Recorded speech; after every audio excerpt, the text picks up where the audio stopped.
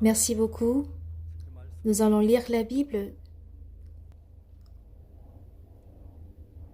Actes chapitre 28, verset 16.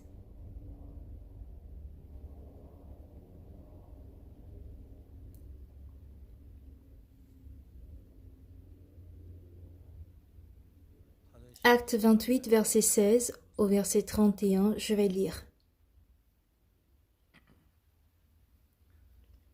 Lorsque nous fûmes arrivés à Rome, on permit à Paul de demeurer en son particulier avec un soldat qui le gardait. Au bout de 3 jours, Paul convoqua les principaux des Juifs, et quand ils furent réunis, leur adressa ces paroles. « Hommes frères, sans avoir rien fait contre le peuple ni contre les coutumes de nos pères, j'ai été mis en prison à Jérusalem et livré de là entre les mains des Romains. Après m'avoir interrogé, ils voulaient me relâcher parce qu'il n'y avait en moi rien qui méritait la mort. Mais les Juifs s'y opposèrent, et j'ai été forcé d'en appeler à César, n'ayant du reste aucun dessein d'accuser ma nation. Voilà pourquoi j'ai demandé à vous voir et à vous parler, car c'est à cause de l'espérance d'Israël que je porte cette chaîne. » Ils y répondirent, « Nous n'avons reçu de Judée aucune lettre à ton sujet, et il n'est venu aucun frère qui ait rapporté au dit du mal de toi. Mais nous voudrions apprendre de toi ce que tu penses, car nous savons que cette secte rencontre partout de l'opposition. » Ils lui fixèrent un jour, et plusieurs vinrent le trouver dans son logis. Paul leur annonça le royaume de Dieu en rendant témoignage et en cherchant par la loi de Moïse et par les prophètes à les persuader de ce qui concerne Jésus. L'entretien dura depuis le matin jusqu'au soir. Les uns furent persuadés par ce qu'il disait, les autres ne crurent point. Comme ils se retiraient en désaccord, Paul n'ajouta que ces mots. « C'est avec raison que le Saint-Esprit, parlant à vos pères par le prophète Ésaïe, a dit « Va vers ce peuple et dit « Vous entendrez de vos oreilles et vous comprendrez point, vous regarderez de vos yeux et vous ne verrez point. Car le cœur de ce peuple est devenu insensible, ils ont endurci leurs oreilles et ils ont fermé leurs yeux, de peur qu'ils ne voient de leurs yeux, qu'ils n'entendent de leurs oreilles, qu'ils ne comprennent de leur cœur, qu'ils ne se convertissent et que je ne les guérisse.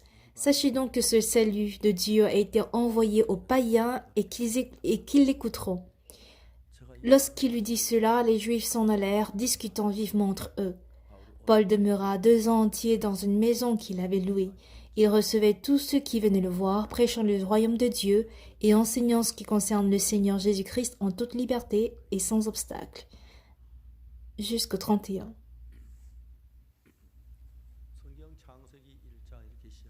Le livre de Genèse chapitre 1 commence par ceci.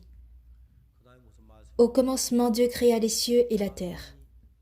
S'ensuit, la terre était informe et vide. Il y avait des ténèbres à la surface de l'abîme, et l'Esprit de Dieu se mouvait au-dessus des eaux. La terre était informe et vide. Il y avait des ténèbres à la surface de l'abîme, et l'Esprit de Dieu se mouvait au-dessus des eaux.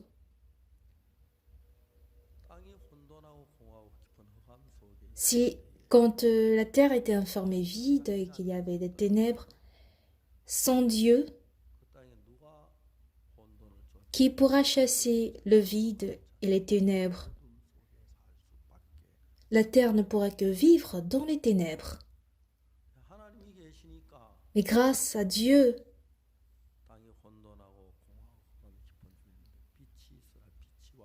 quand la terre était informe et vide et qu'il y avait des ténèbres à la surface de l'abîme, Dieu a dit que la lumière soit et la lumière fut.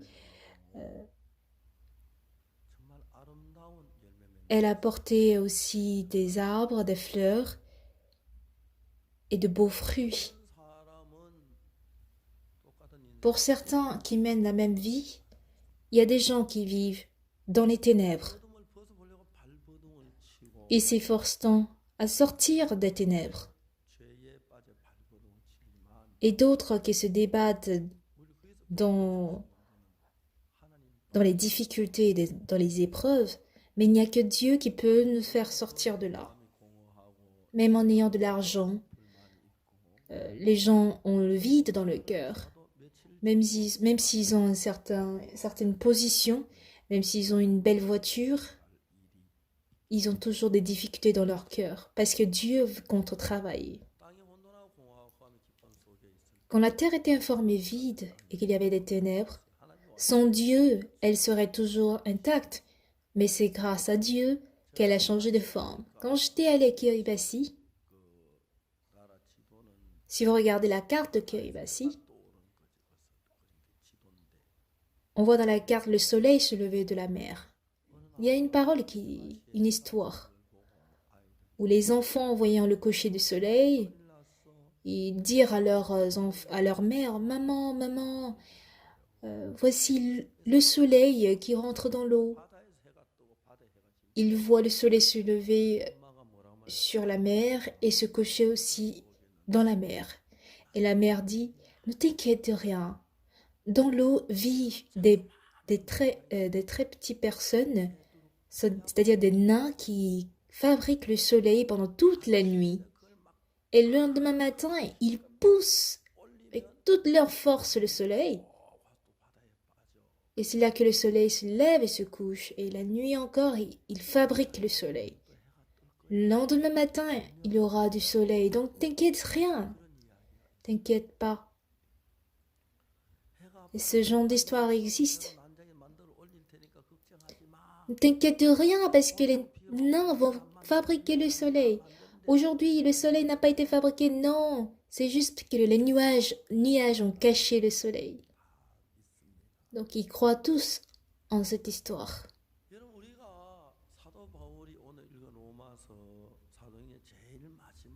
Le passage que nous avons lu aujourd'hui, c'était le dernier chapitre des livres des Actes. Paul avait planifié aller à Rome à plusieurs reprises. Et en étant un prisonnier, il va à Rome. Mais sur la voie, il y a eu plusieurs problèmes comme la tempête et autres. Mais enfin, Paul arrive à Rome. Et c'est ce passage que nous avons lu dans la fin du chapitre 28 des Actes. À l'époque, Rome était la plus grande ville, disons, la capitale du monde. Il y avait l'empereur, il avait le pouvoir, ils avaient aussi de l'argent, ils avaient carrément toutes choses. Ils ont des esclaves, il y avait assez de personnes riches. Raison pour laquelle Paul s'est rendu à Rome. Il y avait tout à Rome, sauf Dieu.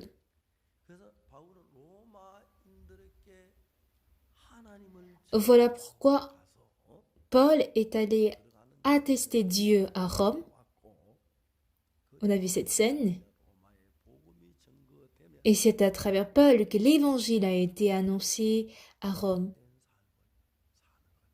Et on voit des gens qui ont mené grâce à lui une vie épanouie. Je rencontre tant de personnes quand je tiens des séminaires. Beaucoup de gens me disent, je gagne de l'argent, j'ai un très bon foyer, mais j'ai des problèmes à cause de mes enfants. Je suis difficile, j'ai des problèmes à cause de ci et de ça. Mais j'ai pas de pouvoir pour résoudre le problème. J'ai rencontré Jésus en 1962. Avant de rencontrer Jésus, ma vie était très misérable et ténébreuse.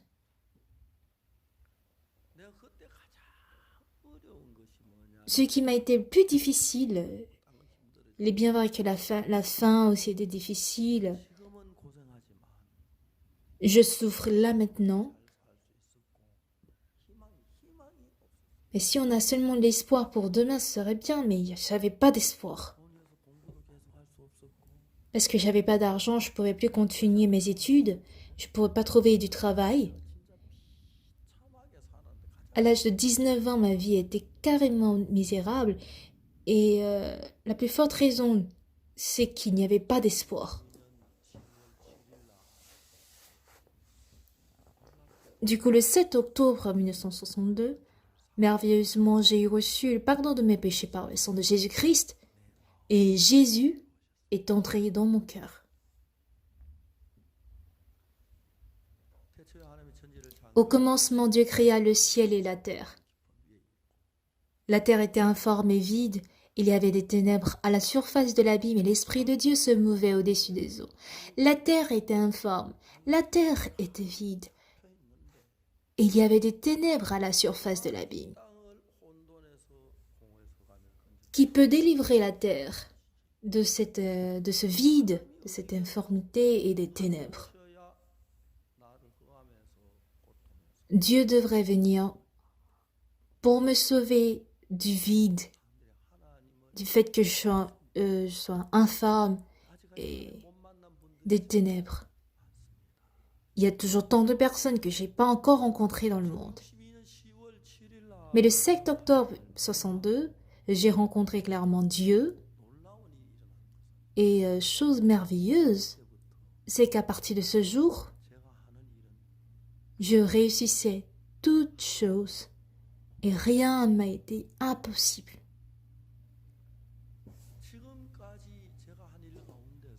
Parmi tout ce que j'ai fait jusque-là, rien n'a été possible par l'homme. Tout a été accompli par Dieu. En lisant la Bible, j'ai vu clairement comment Paul se rendait à Rome pour prêcher l'Évangile.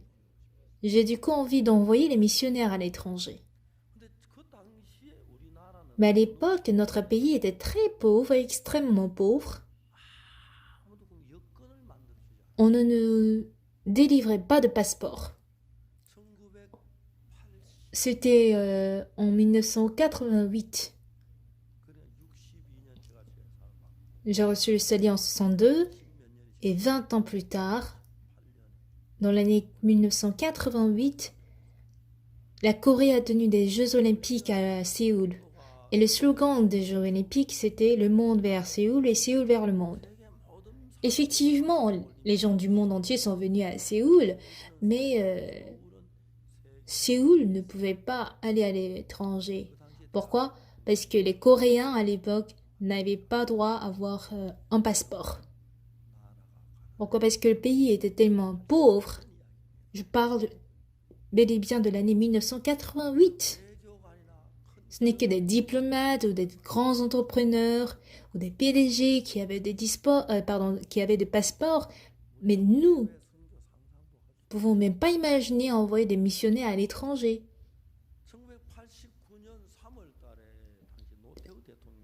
En mars 1989, notre feu président No Tae-woo a dit quoi? Il a permis à délivrer le passeport à ceux qui ont plus de 45 ans. Et c'est à peine que j'ai eu 45 ans.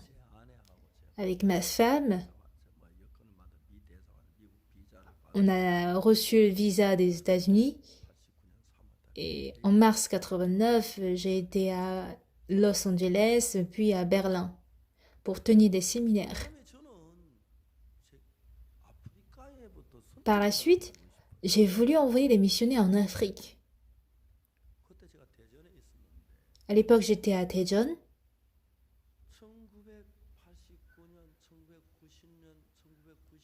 En 1990, 91, 92, c'est tenu, je crois en 1993, on a tenu des expositions à Daejeon. Du coup, plusieurs étrangers étaient venus à Daejeon et nos frères m'ont proposé évangéliser des étrangers. Donc, on a imprimé des flyers en anglais pour évangéliser aux étrangers. Ces jeunes ont rencontré des Kenyans qui sont devenus leurs amis. Chaque soir, on allait s'amuser avec les jeunes Africains kenyans du Kenya. Et un jeune vient me dire, Pasteur, j'ai trop pitié des Kenyans. Pourquoi? On connaît la Corée qui est un pays très très cher en termes de nourriture, mais les Kenyans à l'époque recevaient $200 comme salaire mensuel. Donc s'ils achètent quelque chose à manger, ils n'ont plus rien. Voilà pourquoi ils mangent que des nouilles ou bien des pâtes douces, ils vivaient difficilement en Corée. Du coup, j'ai dit un jour à ma femme euh, qu'on invite à dîner ces Kenyans. On a invité les Kenyans, ils étaient au nombre de 20 environ. La femme a préparé la viande de bœuf, la viande du poulet, et les Kenyans adorent ils adorent le poulet. Il n'y a pas assez d'éleveurs de poules au Kenya alors qu'ils vont vraiment réussir s'ils élèvent beaucoup de poules. Ils ont tellement apprécié notre nourriture qu'ils étaient joyeux. Et une personne vient me dire, pasteur,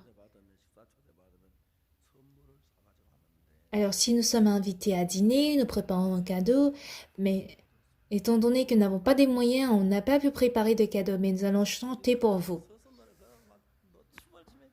Ils chantaient pas seulement, mais ils dansaient. C'est le soir là, on était très heureux. Qu'est-ce que vous aimez faire en Corée lui demandai-je. Ah oui, on était seulement restés à la salle d'exposition. Notre souhait, c'est de faire le voyage, oui, le tour de la Corée. Ah bon? Leur dis-je. Je vais souvent, en fait, dans d'autres villes et je vais avec ma femme. Mais j'ai 2 sièges vides en arrière de ma voiture. Vous voulez m'accompagner? Ils étaient très contents, oui. À chaque fois que je vais dans une autre ville, il y a 2 personnes qui m'accompagnent pour aller à Daegu, Busan, Mokpo. Et ils étaient presque évanouis quand on voulait leur faire manger de la poulpe fraîche à Mokpo. J'ai eu aussi du mal à manger leur plat la première fois quand ils m'ont offert. Donc j'étais très heureux avec eux.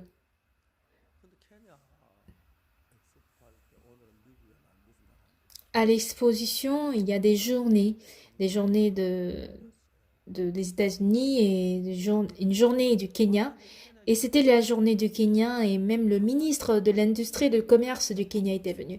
Ah, monsieur le ministre, il y a un pasteur Park ici, pasteur Oxopa, qui adore vraiment du Kenya.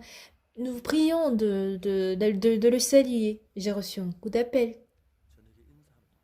Nous voudrions venir vous saluer. À quelle heure voulez-vous venir? Vers 18 heures. Ah, voulez-vous dîner chez moi alors? Très bien. Vous êtes combien? On est 20. En général, il y a environ 20 personnes qui accompagnent un ministre. Et ma femme, elle adore préparer pour ses invités. Bon, elle demande à toutes les sœurs de préparer. Du coup, on les a très bien servis. Et le ministre était très heureux. J'avais un livre que j'avais publié en anglais, Only by Jesus. C'est pas que j'ai écrit en anglais, mais les frères ont traduit du coréen en anglais, seulement par la foi en Jésus. Et le lendemain, ils m'ont invité au Kenya. En 1994, au printemps, pour la première fois, je suis allée au Kenya. L'aéroport de Kenya était sombre que je voyais rien. Le Kenya était extrêmement pauvre à l'époque. Quand on a tenu le séminaire au stade Yayo, on m'a donné 2 heures pour prêcher. Et c'est ce ministre qui m'a donné ce temps. Et la plupart des Kenyans étaient difficiles. Et le soir-là, quand je suis entrée dans ma chambre pour dormir au Kenya, mon cœur était ouvert. Seigneur, Seigneur, jusque-là, c'était pas moi qui t'ai servi, mais Dieu, toi-même qui m'as servi. Je voudrais bien te servir aussi, Seigneur. Si tu le permets, je voudrais vivre le reste de ma vie au Kenya en prêchant l'Évangile. Donc quand je quittais le Kenya, je leur ai dit, je vais arranger ma vie rapidement en Corée et je reviendrai. Mais je suis désolée, jusque-là je n'ai pas pu arranger ma vie. Mais je crois que ça y est presque. Presque. Je suis très reconnaissant. J'ai envoyé 2 missionnaires, le missionnaire Yoon et le missionnaire Kim Jong-dok. Et voici comment la mission avait débuté à l'étranger. Et aujourd'hui, le Kenya est devenu une grande église.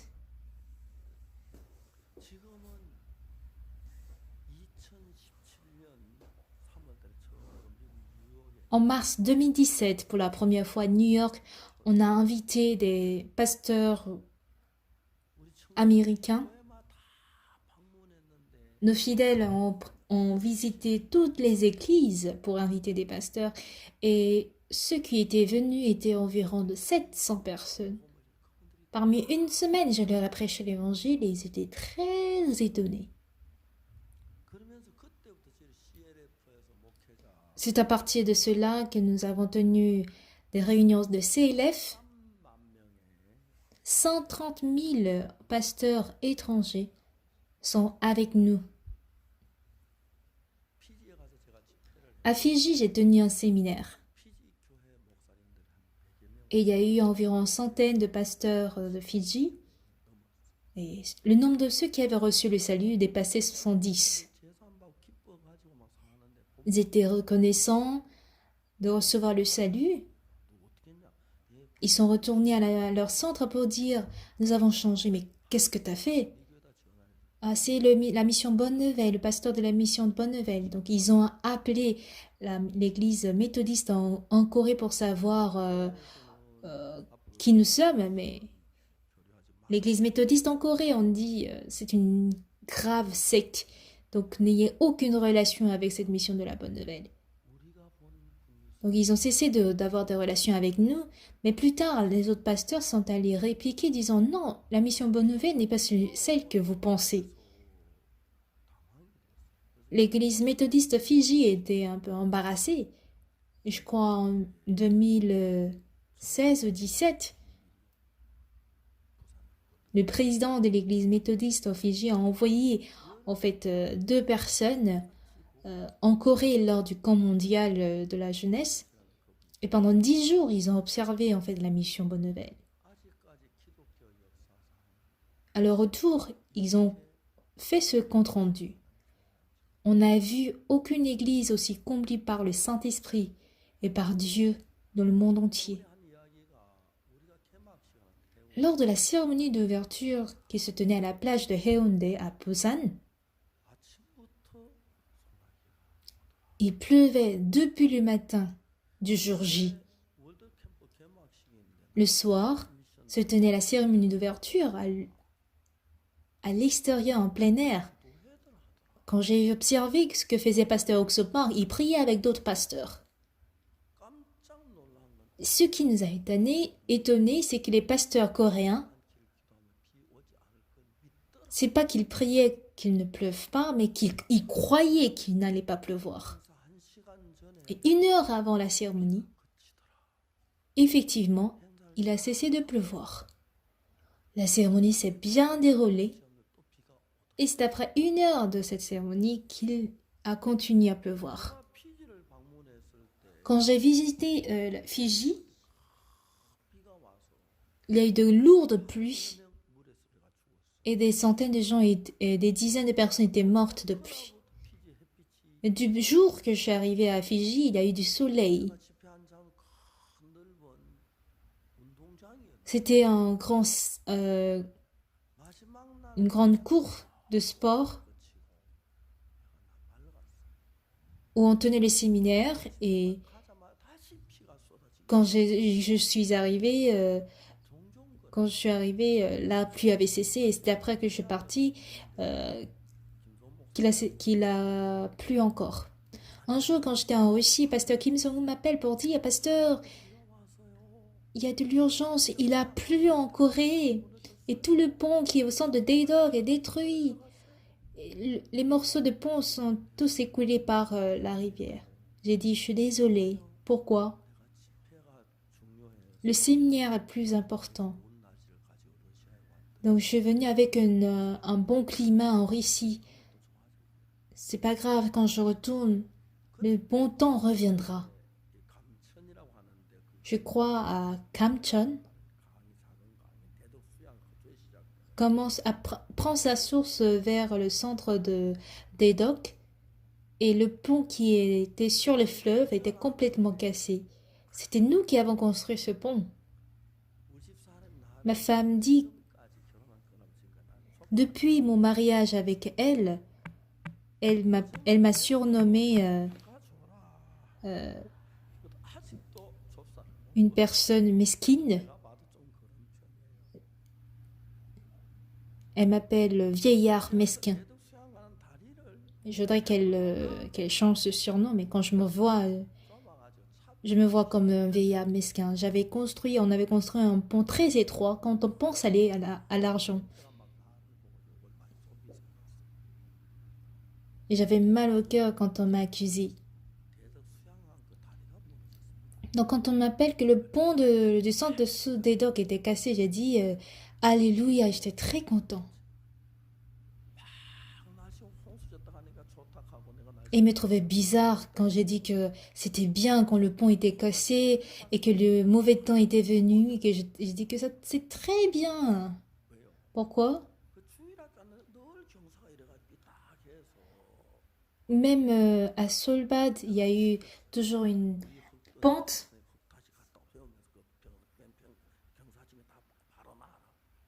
C'est bien, on n'a qu'à, disons, remblayer encore la terre pour que la terre soit droite. À l'époque, il y a eu de grandes pluies. Et il y a eu même des inondations à Kimchon. En vue de rendre compte qu'il y avait des inondations en fait à Kimchon, normalement on corrige un peu. Pardon, l'État avait réparé, disons, certaines routes ou bien certains ponts, dont notre pont aussi fait partie. Le pont s'est tellement élargi où on peut avoir 4 voitures qui puissent passer, alors qu'au départ on n'avait que un petit pont de deux lignes. Bon, aujourd'hui personne ne sait des histoires qui sont derrière, mais moi je le sais. On m'appelle vieillard mesquin disant que je vois que de petites choses, que je vois pas des grandes choses.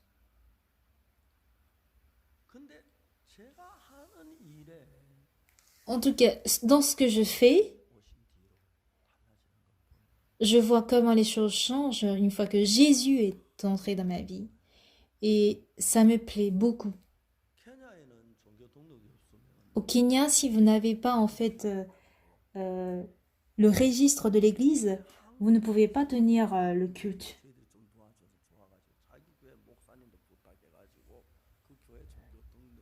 Mais c'était un pasteur qui était au Kenya qui nous a donné son registre d'église pour que nous puissions tenir des activités. Et quand j'étais allée au Kenya, il m'a souhaité de me voir et j'avais cette impression qu'il allait me demander de l'argent. Dois-je lui donner de l'argent? Si oui, combien? À l'époque, j'étais partie avec 7 000 $ au Kenya. Lui donner 2 000 $ ou 3 000 $, ça n'a aucun sens.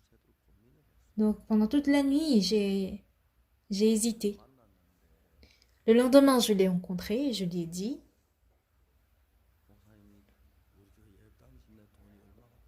ce pasteur me dit, on a besoin de telle somme pour construire notre chapelle, on a besoin de telle somme.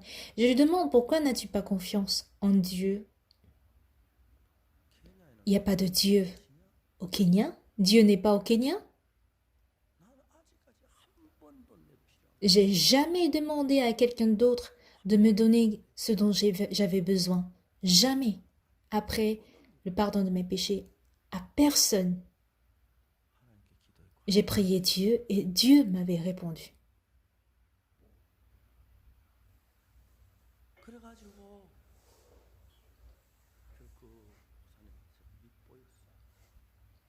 Donc finalement, je ne l'ai pas plu. Ils ont décidé de chasser les 2 missionnaires. Mais avant mon départ, j'étais allée à Migori, dans une ville appelée Migori. Il faut prendre la voiture, il faut prendre 3 heures en voiture. Pendant toute la matinée, on a tenu des séminaires. Quand j'y pense encore maintenant,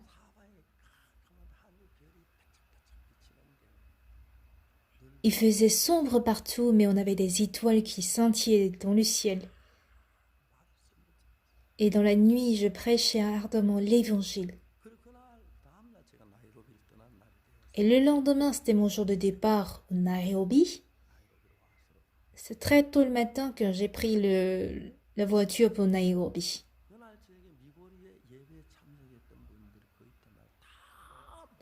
Et tous ceux qui étaient venus à la veille lors du séminaire du soir à Migori, ils sont tous venus le lendemain pour dire nous devons écouter cette parole. Et ils ont invité nos 2 missionnaires qui étaient à Nairobi. Donc ils m'ont accompagné à l'aéroport et ils ont envoyé ces 2 missionnaires. Les policiers étaient venus les attraper à Nairobi. Mais parce que les 2 étaient à Migori, ils n'ont pas pu les attraper. Et ils ont pris seulement un de nos frères. Et ce frère était un grand responsable dans ce qui concerne les registres de religion. Il a dit, bon, je vais rédiger le registre de l'église pour vous. On m'a demandé juste de signer et j'ai signé. On a demandé d'après un nouveau registre de l'église mission de la Bonne Nouvelle. Voici notre demande de registre. Et en mars de l'année qui a suivi, notre mission Bonne Nouvelle a eu ce registre de l'Église, alors qu'il a été vraiment difficile de l'avoir. Ils ont voulu aller au départ en Tanzanie si le frère n'avait pas travaillé, ou le parent du frère n'avait pas travaillé. Si je me mets à raconter tout ce qui s'est passé en fait dans notre mission, le temps ne me suffirait pas. À Rome, il y a eu d'empereurs, il y a eu l'armée, il y a l'esclave, il y a de l'argent, il y a de position, il y a le pouvoir. Il y a tout là-bas. Tout sauf Dieu. Bon, Dieu était là, mais personne ne croyait en Dieu.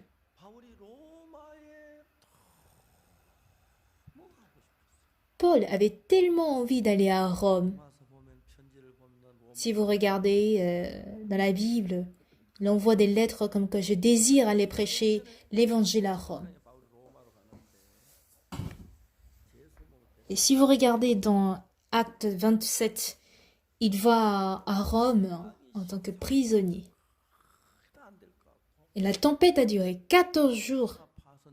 Le bateau est détruit. Il est entré dans l'eau. Il a été sauvé. Mais il a failli mourir parce qu'il a été mordu par une vipère. Donc Satan a travaillé fortement pour empêcher Paul d'aller à Rome. En temps normal, on ne persécute pas tellement les églises, mais une église née de nouveau est toujours persécutée. Et c'est le cas de notre église.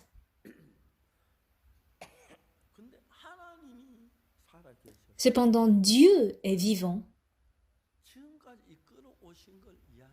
Si on me demande de raconter comment il m'a dirigé jusqu'à ce jour, je ne saurais comment terminer. Notre chorale Gracias était composé uniquement de quelques frères et sœurs de l'église. Et quand j'ai fouillé le cœur de nos jeunes, on a des plaintes, des tristesses et des conflits ineffables dans leur cœur.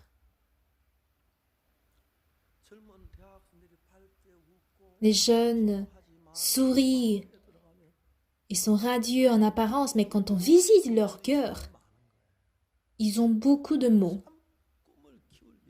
alors qu'ils ont l'âge d'avoir beaucoup de rêves, l'âge de 17, 18, 19 et 20 ans. Et la plus grande blessure provient des parents qui ont divorcé. Quand ils vivent avec leur belle-mère, avec leur marraine, il y a beaucoup qui veulent tuer leur parrain ou bien leur marraine.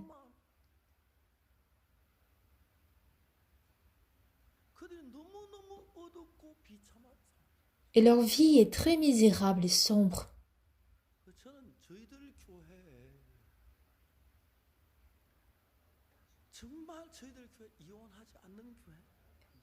Je veux faire vraiment de sorte que notre église ne soit pas une église de divorce. À Séoul, le taux de divorce s'élève à 30%, mais dans notre église, le taux de divorce s'élève à 0,1%. Et il y a beaucoup d'enfants en fait qui sont nés dans notre église.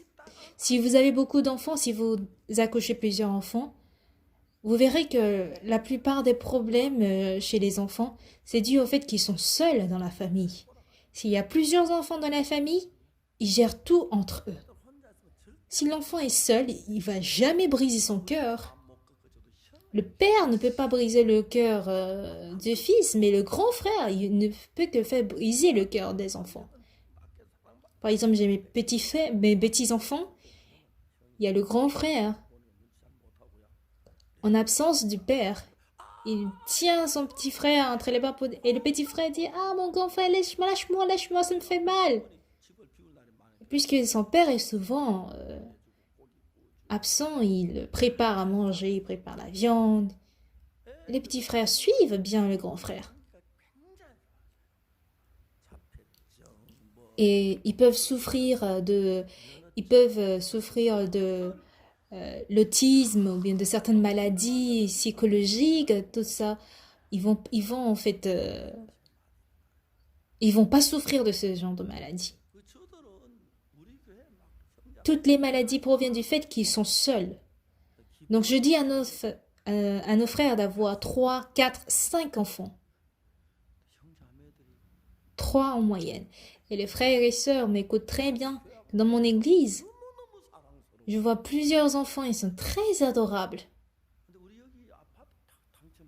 On a plusieurs appartements ici. Au départ, je ne savais pas. Si vous avez 2 enfants, vous êtes prioritaire. Mais si vous avez 3 enfants, vous êtes plus que prioritaire. Donc, si nos frères et sœurs demandent d'avoir un appartement, ils sont reçus en premier. Donc, il y a apparemment 140 familles qui sont dans ces appartements.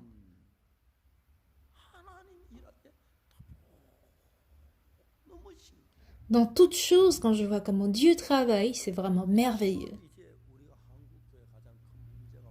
Le plus grand souci dans l'église coréenne actuellement, c'est quoi?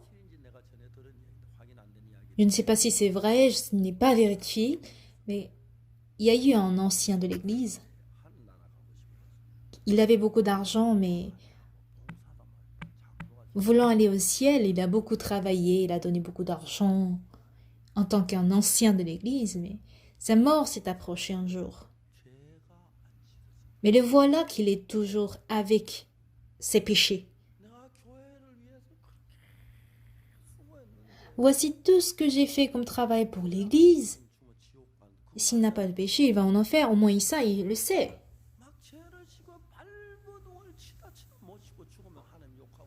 Il s'est débattu fortement à avoir ses péchés pardonnés, mais il n'a pas pu. Et du coup, il a insulté Dieu avant de mourir. D'autres églises disent qu'ils sont pécheurs.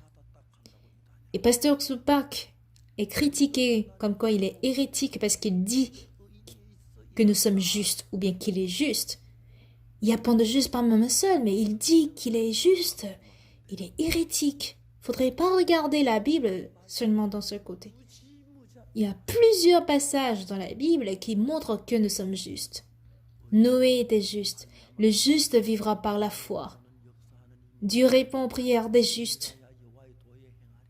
Il faut que nous soyons justes pour atteindre la volonté de Dieu. Il y en a encore plus, c'est que j'ai pas tous les mots, je ne l'ai pas tout mémorisé. Il y a point de juste par même un seul. Si on regarde seulement ça, c'est vrai. Mais Romains chapitre 3, verset 23 dit, car tous sont péchés et sont privés de la gloire de Dieu. Si on regarde que ça, on est pécheur. Mais le verset 24 dit, car nous sommes gratuitement justifiés par sa grâce, par le moyen de la rédemption qui est en Jésus-Christ. C'est-à-dire, sans que nous fassions quelque chose, on est devenu juste. On a été justifié. Pourquoi nous ne pouvons pas voir ça? Ça, je ne comprends pas.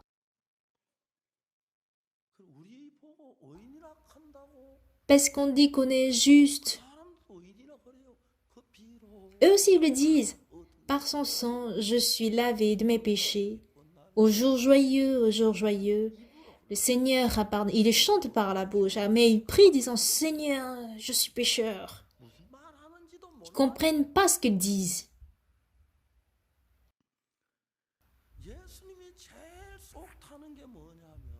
Ce qui rend mal à l'aise le cœur de Jésus, il est mort à la croix et il nous a pardonné de nos péchés. Et parce qu'on dit qu'on est juste, qu'on est pécheur. Si j'étais à sa place, je serais déjà fou. J'ai tout fait pour pardonner tes péchés. Je ne me souviendrai plus de péchés.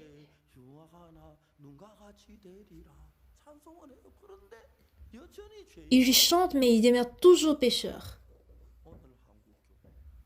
Aujourd'hui, les églises coréennes, qui meurent à l'âge de 70 ou 80, savez-vous ce qui les rend plus souffrants et douloureux? Le fait qu'ils ne soient pas sauvés, qu'ils n'aient pas le pardon des péchés avant de mourir. Je vais en enfer si je n'ai pas le pardon de mes péchés. Ils meurent en tremblant de peur. Et ils sont très très nombreux. Du moins quand ils vont à l'église, s'ils meurent avec le péché, ils savent qu'ils ne peuvent pas aller au ciel.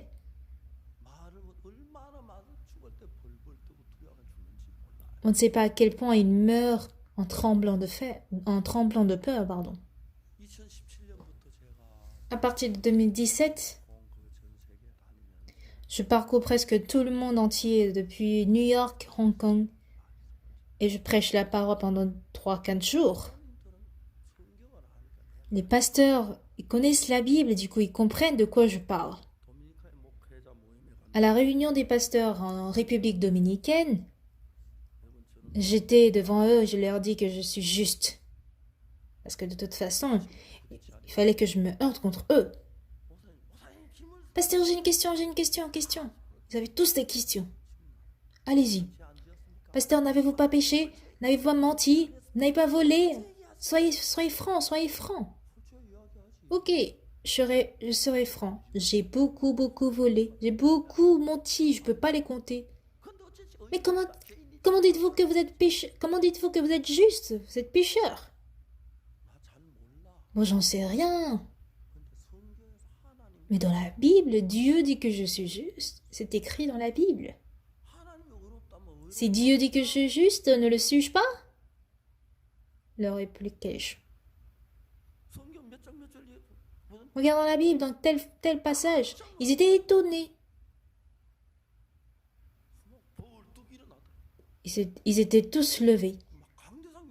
Et quelqu'un qui a couru vers l'autel, vers le pupitre. J'ai eu peur au départ, mais après ils ont saisi ma main pour dire « Ah, merci, j'ai besoin de votre signature sur mon livre et je veux être votre fils. Soyez mon père. » J'ai beaucoup de fils. J'ai beaucoup de frères et sœurs.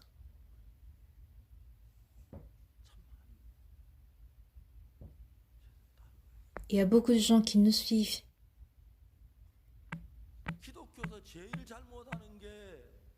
La plus grande erreur dans le christianisme, le péché le plus grave, c'est de dire que Jésus a échoué. Jésus est mort à la croix pour pardonner nos péchés. Mais dire que vous êtes pécheur signifie que Jésus a échoué, n'est-ce pas? J'ai lu plusieurs passages dans la Bible. Hébreux 10, verset 10. C'est en vertu de cette volonté que nous sommes sanctifiés par l'offrande du corps de Jésus-Christ une fois pour toutes. Romains 3, verset 24. Car nous sommes gratuitement justifiés par sa grâce par le moyen de la rédemption qui est en Jésus-Christ. Romains 4, verset 25. Lequel a été livré pour nos péchés et ressuscité pour notre justification. Hébreux chapitre 9, verset 11. Mais Christ est venu comme souverain sacrificateur des biens à venir. Il a traversé le tabernacle plus grand et plus parfait qui n'est pas construit de main d'homme. Il est entré une fois pour toutes dans le lieu très saint, non avec le sang des boucs et des veaux, mais avec son propre sang et a obtenu une rédemption éternelle. Il y a aussi beaucoup de versions. Nous étions tous errants comme des brebis, chacun suivait sa propre voie et l'Éternel a fait retomber sur lui l'iniquité de nous tous. Ésaïe 53, verset 6. Mais il était blessé pour nos péchés, brisé pour nos iniquités. Le châtiment qui nous donne la paix est tombé sur lui. C'est par ses meurtrissures que nous sommes guéris. Ésaïe 53, verset 5.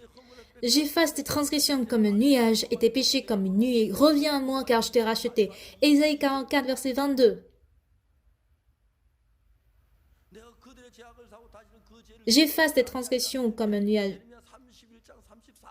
Je pardonnerai leur iniquité, je ne me souviendrai plus de leurs péchés. Jérémie 31, verset 34. Si vous me demandez de chercher encore d'autres, il y en a plein. Sans lire la Bible correctement.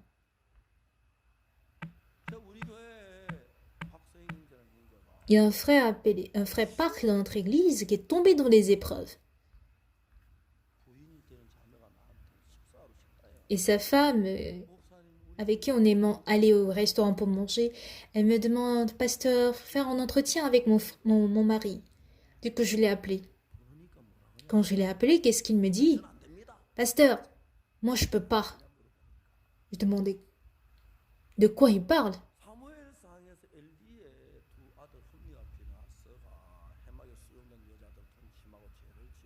On voit les deux fils de Élie qui a commis l'adultère, Omni et Binéas. Et qu'est-ce qu'il est écrit? Parce qu'ils n'ont pas écouté leur père. Dieu a décidé de les tuer.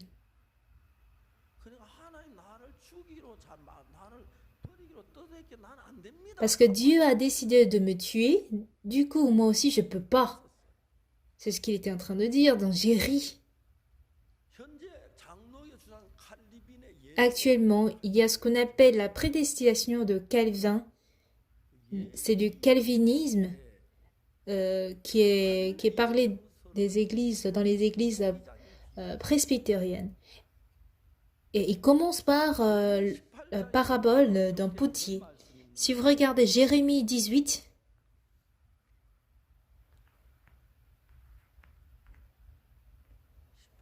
Jérémie 18.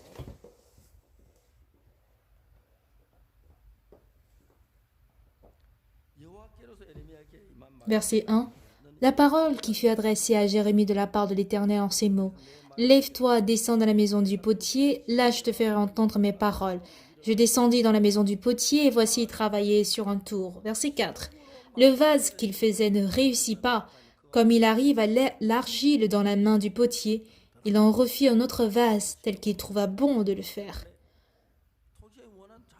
C'est-à-dire que le potier fait un vase qu'il veut, d'accord, que ce soit un vase ou un pot.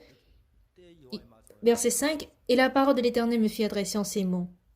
Ne puis-je pas agir envers vous comme ce potier, maison d'Israël, dit l'Éternel.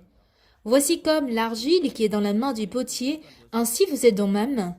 Ça veut dire, le potier est celui qui prend l'argile pour fabriquer un vase qu'il veut. De la même manière, Dieu nous tient dans la main pour faire ce qu'il veut de nous. Mais qu'est-ce que le calvinisme dit? Même si tu pèches, tu reviendras sur coup. Si tu as été choisi, Dieu reviendra vers toi. Mais si tu n'es pas élu de Dieu, Dieu ne te choisirait pas, Dieu ne reviendrait plus à toi, Jésus ne reviendra plus à toi. Ce qui est vraiment pas possible, c'est le verset 7. Soudain je parle sur une nation, sur un royaume, d'arracher d'abattre ou de détruire. Quand il parle d'une nation, c'est pas forcément une nation qu'il a élue, qu'il a choisie, d'accord? Il parle sur une nation, sur un royaume d'arracher, d'abattre et de détruire. C'est encore une fois un peuple non élu, d'accord? Verset 8. Mais si cette nation sur laquelle j'ai parlé revient de sa méchanceté, je me répands du mal que j'avais pensé sur lui. J'avais pensé lui faire. Se basant sur cette parole, si est-ce que nous sommes détruits parce que nous n'avons pas été élus ou bien parce que nous ne nous sommes pas repentis? C'est parce que nous ne sommes pas repentis. Verset 9. Et soudain je pars sur une nation, sur un royaume de bâtir et de planter. Encore une fois, c'est pas un peuple élu. Mais si cette nation fait ce qui est mal à mes yeux et n'écoute pas ma voix, je me répands du bien que j'avais eu à l'intention de le faire.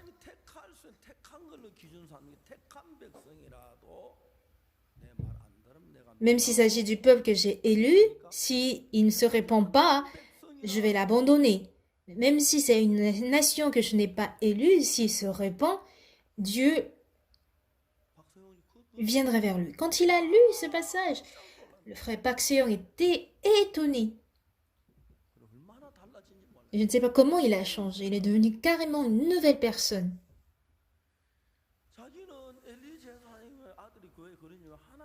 À cause du péché des fils d'Élie,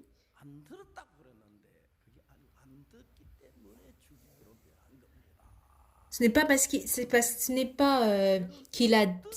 qu'il a détruit qu'il n'a pas entendu, mais c'est parce qu'ils n'ont pas écouté Dieu qu'ils ont été détruits. Même si vous êtes choisi ou bien élu, mais si vous vous répentez pas, vous êtes maudit. En conclusion, l'essentiel c'est pas de voir si vous êtes élu ou pas. L'essentiel c'est de voir est-ce que vous êtes repenti ou pas. C'est ce que dit la Bible. Mais sur le calvinisme, ils mettent en fait le standard sur le choix de Dieu. Mais Dieu ne fait jamais ça. Saül, le roi Saül, Dieu l'a choisi, mais il l'a abandonné. Judas Iscariote, Dieu l'a choisi comme disciple de Jésus, mais après il l'a abandonné. Les Juifs aussi sont un peuple élu de Dieu, mais Dieu les a abandonnés. Pasteur Soupak, il est païen, mais il a reçu le salut. Pourquoi? Parce qu'il s'est repenti. Amen. Ceux qui lisent la Bible, grosso modo, ils vont parler du calvinisme en ne comprenant juste une part. Vous allez vous dire que bon, le calvinisme dit vrai, mais si vous reconnaissez la Bible en entier, ils vont jamais être influencés par ce qu'ils disent. Que Dieu ait choisi ou pas, c'est pas ça qui est très important. Même si on est élu, si Dieu nous détruit, on est détruit. Même si on n'est pas élu, si on est sauvé, n'est-ce pas? Alléluia. C'est ça donc. Quand on ignore la Bible, on voit la Bible seulement d'une part. Je cherche pas à attaquer en fait une église. Les églises sabbatiques doivent observer les jours de sabbat. Mais ce qui est intéressant, c'est que dans Hébreux 10, verset 10, dans Hébreux 10, verset 1, il est bien écrit que la loi possède une nombre des biens à venir et non l'exacte représentation des choses. On parle de sacrifice ici, en fait, qui est l'ombre du sacrifice de Jésus-Christ. Observer le jour de sabbat désigne le fait qu'on se décharge de tous les charges le jour de sabbat. Et ce jour de sabbat représente Jésus-Christ. Vous comprenez? Allons-y lire un passage dans Colossiens. Colossiens chapitre 2.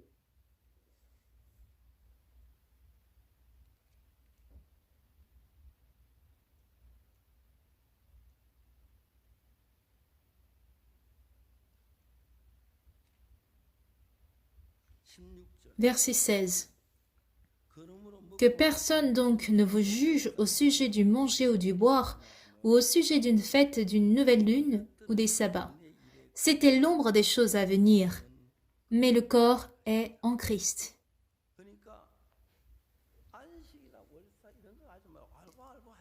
Donc pas la peine de vous débattre avec les jours de sabbat ou la loi, parce que c'était de l'ombre des choses à venir. Mais le corps est en Christ. Si le soleil se couche le vendredi soir, on se décharge de toutes les charges. Si vous venez à Jésus-Christ, comme le jour du sabbat, vous allez vous décharger de tous vos péchés. En vue d'expliquer cet aspect, le jour de sabbat a été créé, vous comprenez? On parle bien de l'ombre.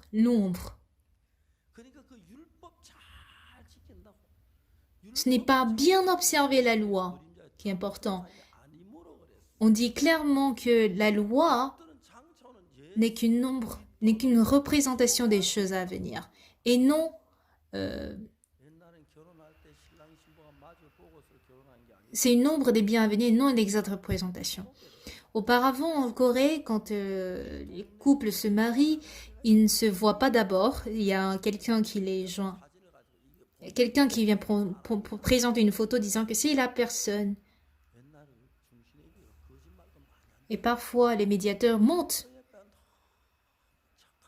Ils disent qu'elle est très belle de visage, mais c'est juste qu'elle est loin.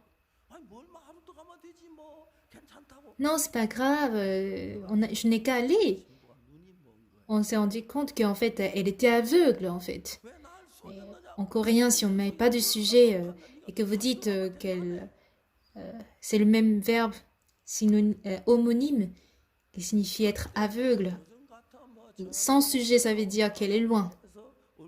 Aujourd'hui, avec des réseaux sociaux, on peut connaître le visage, on peut s'appeler.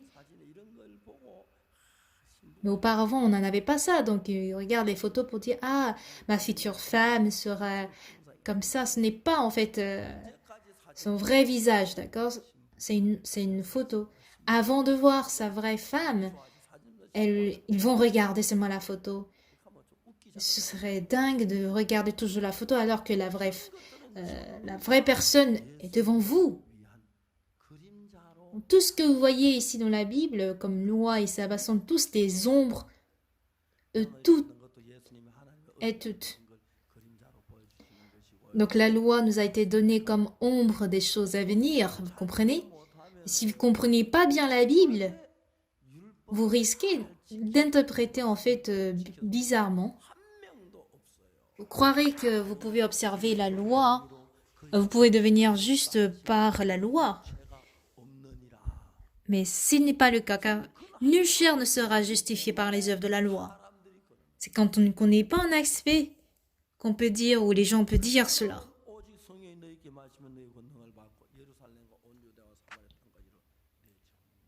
Mais vous recevrez une puissance, le Saint-Esprit survenant sur vous, et vous serez mes témoins à Jérusalem, dans toute la Judée, dans la Samarie, jusqu'aux extrémités de la terre. Paul était allé à Rome et en route, il y a eu de la tempête, des vents forts. Il a été mordu par la vipère. Mais quand les Romains ont reçu le salut au travers de Paul, l'évangile a été propagé dans toute l'Europe.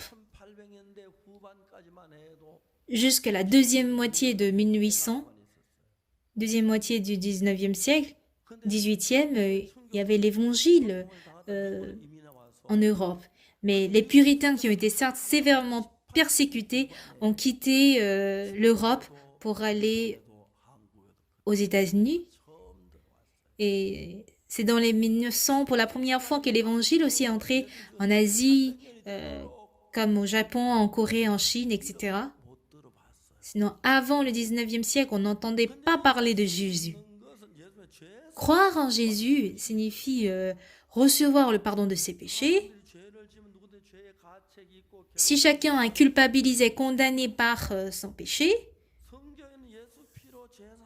c'est qu'ils ignorent ce que la Bible dit que mes péchés sont lavés, mais si je ressens ma condamnation, je peux penser que je suis pécheur. Vous comprenez? Du coup, les gens enseignent qu'ils sont pécheurs. Mais que dit la Bible? Car tous sont péchés, ils sont privés de la gloire de Dieu. Ils sont gratuitement justifiés par sa grâce, par le moyen de la rédemption qui est en Jésus-Christ. Chers bien-aimés, frères et sœurs, qui que vous soyez, Dieu vous appelle juste. Même la sœur qui est en chemise noire, elle est juste. Le frère qui a porté des verres, vous êtes juste. Frère en cravate rouge, vous êtes juste. Pourquoi? Pas en nous regardant, mais en regardant la croix. Dieu dit que nous sommes justes. D'accord? La sœur en chemise blanche, vos péchés aussi ont été lavés, d'accord? Comprenez-vous? Oui, le frère en t-shirt rouge. Jésus-Christ a pardonné vos péchés par le sang de Jésus-Christ. Pas parce que nous avons fait quelque chose. Nous sommes tous sanctifiés et justifiés par le sang de Jésus-Christ. Du coup, par la grâce de Dieu, nous sommes gratuitement justifiés. Nous avons un frère à Daejeon. Sa mère avait plus de 80 ans. Elle dit qu'elle est pécheur et que notre église est une secte. Donc encore un jour, il propose en fait à sa mère d'aller sur la montagne parce qu'elle s'ennuie. Oui, c'est bien, allons-y. Ils sont venus à la montagne de Daedok, au centre de Daedok. Elle était étonnée que je suis venue à la retraite. Elle était en colère. Maman, t'es venue jusque-là. Tu veux pas aller rencontrer Pasteur Sopak? Quand elle était célibataire, il y a de cela dans les années 80, elle était fonctionnaire. Elle était très intelligente. J'ai pas de raison de ne pas le rencontrer. Je m'en vais le voir. Donc, on était assis à deux, elle et moi. Vous dites que vous êtes pécheur? Bien sûr que je suis pécheur. C'est vous qui êtes hérétique et dites qu'il n'y a pas de péché.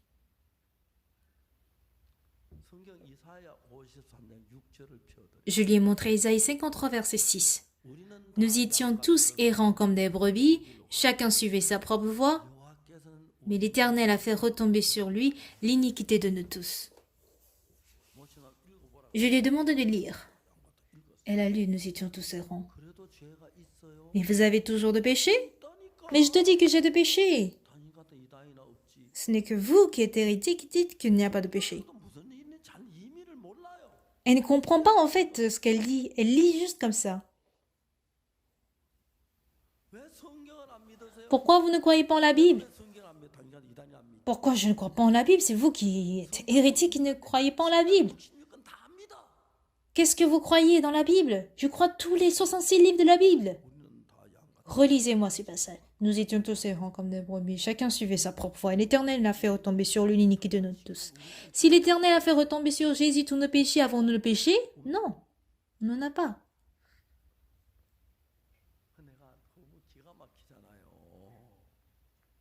Ça m'a rendu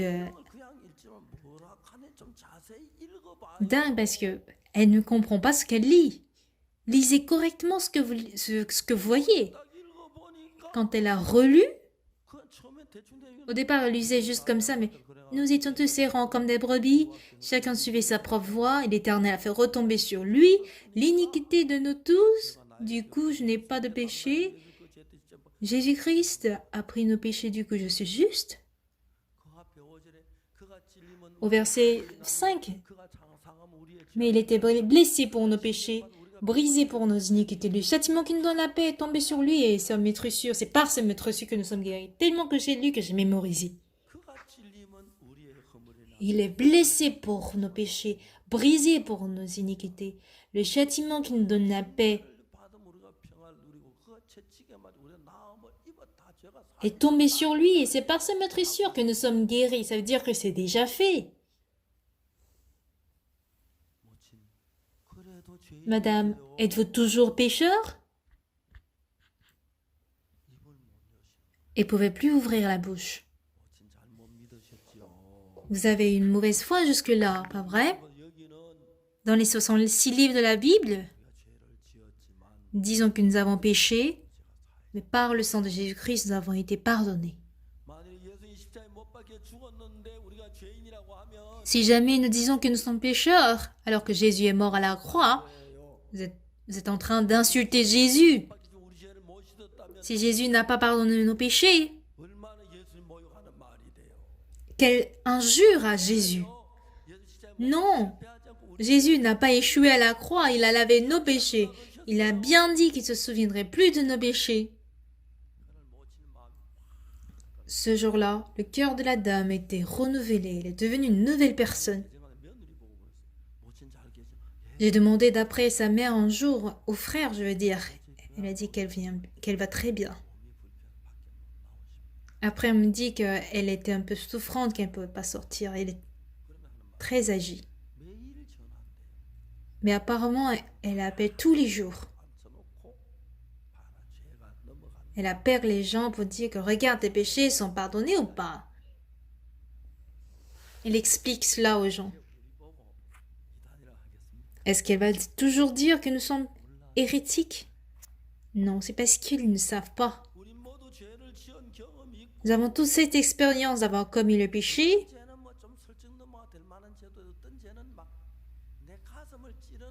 Il y a des péchés qui sont lourds, qui me piquent au cœur. Pas vrai? Et étant donné que ces genres de choses nous rendent douloureux, on est bien à l'aise de dire que nous sommes pécheurs. Mais non, quand Jésus est mort à la croix, ce sang a lavé nos péchés plus blancs que la neige.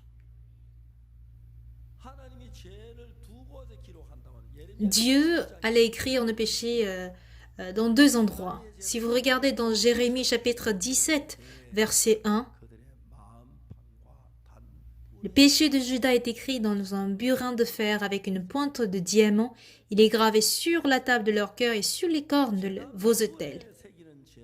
Le péché qui sont inscrits sur les cornes des autels, c'est fait pour Dieu, en fait.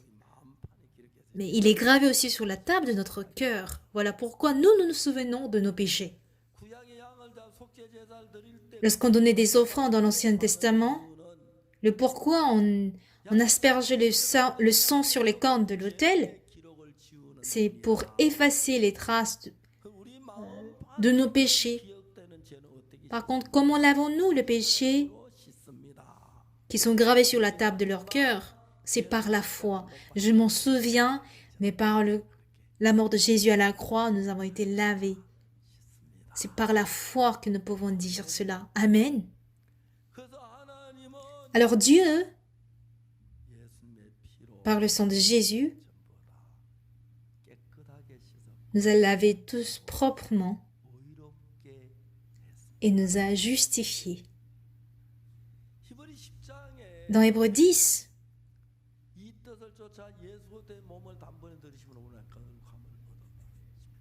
verset 10, c'est en vertu de cette volonté que nous avons été sanctifiés par l'offrande du corps de Jésus-Christ une fois pour toutes. Verset 11. Et tandis que tout sacrificateur fait chaque jour le service et offre souvent les mêmes sacrifices qui ne peuvent jamais ôter les péchés. À chaque fois que nous péchons, il faudrait donner des sacrifices. Pourquoi? Les sacrifices sur terre signifie que sur terre, où on est influencé par le temps, j'ai fait telle chose aujourd'hui, et si je passe au demain, ça veut dire qu'un jour passe, un mois passe, un an passe, 10 ans passent, et ça passe, ça se trouve dans le passé. Si vous restez tranquille, le temps passe, et on se retrouve au passé. Le sacrifice du passé ne peut pas effacer le péché de demain. Vous comprenez? Du coup, dans l'Ancien Testament, chaque fois que nous péchons, il faudrait tuer des holocaustes encore et encore et encore. Voici ce qui était fait dans l'Ancien Testament. Si dans l'Ancien Testament, on a tenu les mêmes sacrifices par les sacrificateurs, Jésus-Christ devrait mourir encore et encore plus de millions de fois. Même s'il meurt des trillions de fois, il ne pourrait pas laver tous nos péchés. Parce qu'on pêche tous les jours. Du coup, avec le sang de Jésus-Christ qui est mort à la croix, il l'a pas aspergé sur les autels sur la terre, mais il l'amène au ciel. Et c'est au ciel, dans le monde éternel, qu'il a aspergé nos sangs, qui a aspergé son sang. Cette terre est influencée par le temps. Du coup, on ne peut pas empêcher le temps de passer. On a plusieurs chansons concernant le temps. On a envie d'attacher le temps, en fait, accroché sur les arbres. Mais on ne peut pas accrocher le temps sur les arbres, ni sur les troncs d'arbres. On parle ici du monde temporaire. Tandis que le paradis est un monde éternel, quoi qu'on fasse, c'est éternel. Ce qui est bien au ciel, c'est que vous ne vieillissez pas si vous êtes au ciel. Mais sur terre, on change. Et avec ce corps, il faut les abandonner avant d'aller au ciel pour avoir un nouveau corps. Avoir un corps incorruptible. Si vous y allez là, rien ne change. Si vous lavez vos péchés là, vos péchés sont éternellement lavés. Amen. Hébreux 10, verset 10 dit, « C'est en vertu de cette volonté que nous sommes sanctifiés une fois pour toutes. » Une fois pour toutes. Avons-nous reçu la sanctification ou bien nous sommes déjà sanctifiés? Verset 11. Tandis que tout sacrificateur fait chaque jour le service et offre souvent les mêmes sacrifices qui ne peuvent jamais ôter les péchés. Et verset 12. Lui, après avoir offert un seul sacrifice pour les péchés, s'est assis pour toujours à la droite de Dieu. Voilà pourquoi nos péchés sont lavés éternellement. Donc, à chaque fois que vous péchez, c'est pas qu'il doit revenir pour mourir encore et encore. Il a expié une fois pour toutes. Verset 13. Attendons désormais que ses ennemis soient devenus son marchepied. Qui attend? Ses ennemis, en fait, sont des personnes qui insistent qu'ils ont toujours le péché. Verset 14. Car par une seule offrande, il a amené à la perfection pour toujours ceux qui sont comment? Sanctifiés. Même s'ils veulent aller en enfer, ils ne pourront pas. Vous comprenez? Verset 17. Regardez verset 17. Et je ne me souviendrai plus de leurs péchés ni de leurs iniquités. Verset 18. Or, là où il y a pardon des péchés, il n'y a plus d'offrande pour le péché. Tout est terminé. Pourquoi les gens ne lisent pas ce genre de Bible? Du coup, ne nous fions pas de nos pensées. Fions-nous sur la parole de Dieu qui dit que nos péchés sont pardonnés éternellement. Il y a beaucoup qui disent, donc ça veut dire que nous avons la liberté de pécher comme nous voulons. Bon, vous n'êtes pas Dieu en fait. Nous croyons que Dieu nous a justifiés. Et quand nous avons cette foi, Dieu vit en vous et vous accorde la grâce. Prions.